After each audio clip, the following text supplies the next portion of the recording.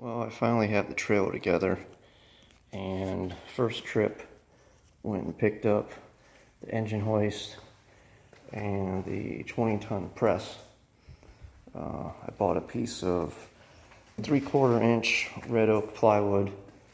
That was the only 3/4 inch that was there, so I haven't bolted it down or anything. I just have it put together right here. The wheel, I forgot to tighten the nut, so I lost the nut. It rattled off somewhere. I just noticed that when I tried to push it up and the wheel bent in.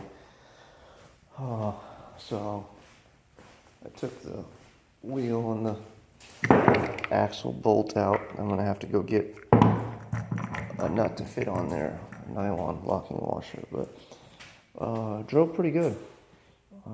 When I first drove it to go get the wood, it was bouncing all over the place, and then it was a big improvement once I got the plywood on there, and it wasn't really hard to pull. I didn't really notice much difference. I even had my girlfriend in the passenger seat when I was taking off, and you know, it was a little bit, but not too bad. But then all by myself, with this load, you could tell you were pulling something. So the thoughts of putting up walls 5 feet tall, adding all this weight to it, I think I may nix that. Not with this Corolla trying to drag it. So it's going to be difficult pulling my half car over here. I forget what that thing is, EK9 or EK3, I think it is. And then I've got all the rest of this stuff in the trunk. And it was pretty good weight, so, but all in all, it's a good trip. Wiring, I ended up wiring everything in the trunk, and then I ran the wire through the back seats, underneath the panels, and then down here, pulled open the glove box, and behind there was a big rubber grommet that was running through the firewall, and it had 2 holes on each side with a big loom of wires going through there, and the holes weren't punctured on the other side, but it punctured through there. Just ran the wire right through there. I'll pop the hood.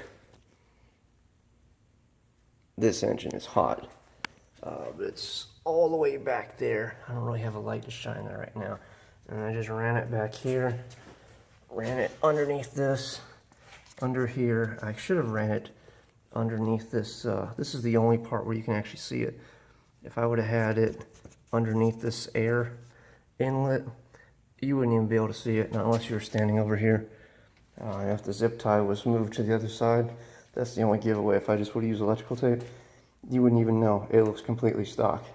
Not unless you pulled this off, and then you saw something extra right there. So that extra black one on top is not supposed to be there. So they want you to run it underneath the car, connected to the fuel lines. I didn't want to do it. I didn't want it underneath the car. I didn't want to get underneath the car.